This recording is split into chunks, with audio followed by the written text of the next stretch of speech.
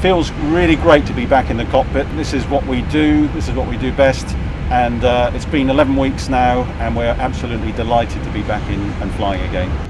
EasyJet's first commercial flight since lockdown began took place this week, and I was lucky enough to have a seat on board. So just how do we socially distance on flights? What procedures are in place? And is it too early to start travelling to other countries?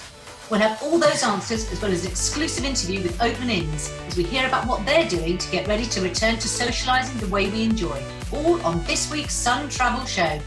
But first, don't forget to like the video, subscribe to the channel and turn on notifications. I was up nice and early on Monday morning at Gatwick Airport and flew to Glasgow, where I had the chance to talk to members of the EasyJet team. The fleet has been grounded for 11 weeks, so we are really excited to start flying again. Coming back to work today, it's just been so fantastic. I think just seeing the crew, everyone has so much pride in what they do, and this is the start of our recovery now. I think the message would be to the customers now that you can be confident about flying.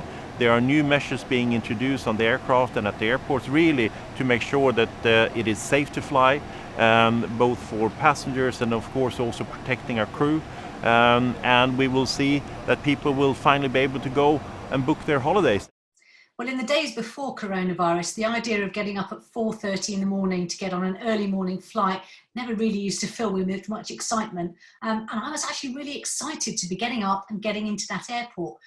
Walking in, it was as if you were the only person in the world. The check-in area is completely deserted with the exception of one person standing behind a perspex screen. Normally, you expect you come out of security and you wind through that endless duty-free area.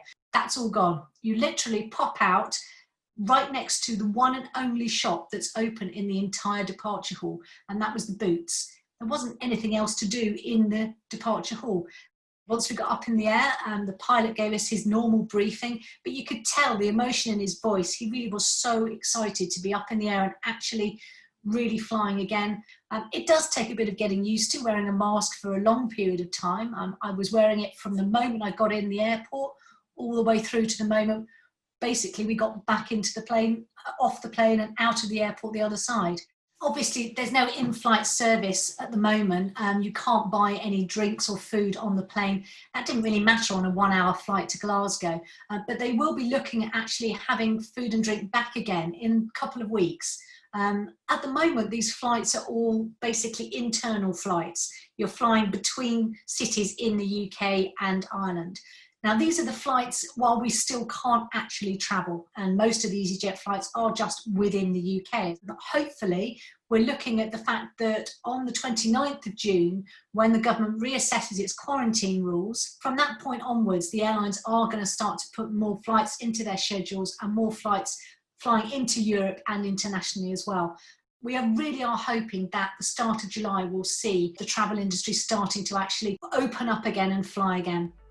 As always, thanks for emailing in your questions. Now's the time to answer some of them. I've had an email from a Sun reader going on a Sun holiday to the Dovercourt Holiday Park in Essex in August. He asks, will he be able to go? Well, yes, I think there's every chance that holiday will go ahead as planned. The government plans to let the hospitality industry, and that includes campsites and parks, open up from around the beginning of next month. We've also had another letter asking about a villa holiday to Spain, where the reader has paid a £900 deposit, but because her husband is shielding, they won't be able to go, don't want to go, and are wondering if they can get their deposit back. Well, it's a non-refundable deposit from the villa company, so unfortunately you're not going to be able to get it back from them. But if you've got full medical insurance for your husband, it may be the case that if you can demonstrate with a letter from the doctor to say he's unfit to travel, that you are able to get back the £900. So the first thing to do is to contact your insurance company. With today being the longest day of the year and with the weather getting better, one thing I'm really excited for is the chance to actually have a glass of my usual cold rosé in a pub garden. And how is that going to happen? With me now is Dermot King from Oakman Inns, who's going to tell us just what they're doing to prepare for reopening in July. Hi Dermot, it's lovely to speak to you. I can see from your background that you're in one of your pubs. When do you expect it's going to be opening? Yes, morning, Lisa. Yes, we are hoping that if the government doesn't change its mind again, we'll be opening on the 4th of July. We have lots of customers who are regular customers who are really excited to come back. We actually have, over the last 48 hours, have a lot of customers already pre-booking for the 4th of July in anticipation. And the business in the last 3 months has been doing a lot of hard work to make sure that we can meet the challenge of opening safely so that we can meet existing government guidelines to do that and keep everybody going back to enjoying themselves, which is what we're in the business to do. What's the experience going to be like when you've got to have this 2 metre social distancing between people?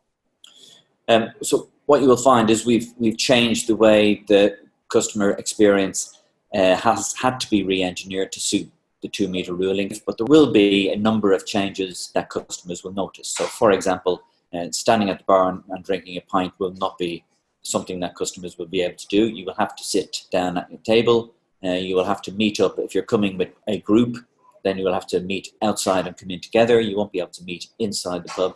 You will have to hand sanitize your hands before you enter into the venue. There'll be a one way in and one way out of the pub, and you'll be shown to your table. You'll be served at the table. You'll order your food and drink from an app.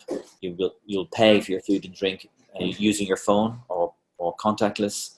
It'll be almost a cashless environment. Your food and drinks will be brought to the table, and that design has not just been on the customer front end of the pub, but also with the team and staff end of the pub, where we've had to redesign our kitchens and our layouts. And so we're minimising the amount of touch points there are between team and customers mixing together.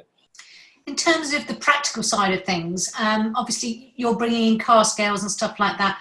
Are your pubs almost sort of starting up now? Are you training staff and getting everything ready in advance?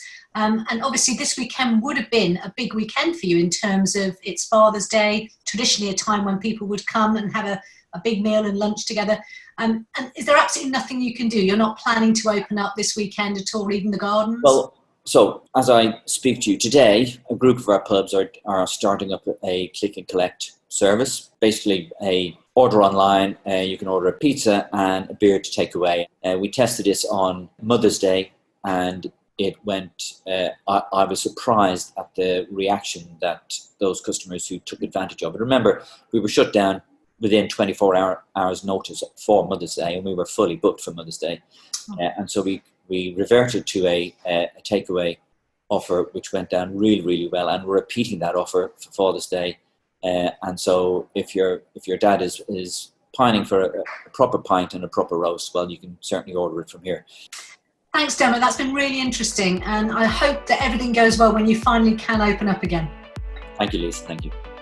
That's everything for today's show. Thanks to our guest and for your questions. As always, comment below and don't forget to like, subscribe and join us next time for the Sun Travel Show.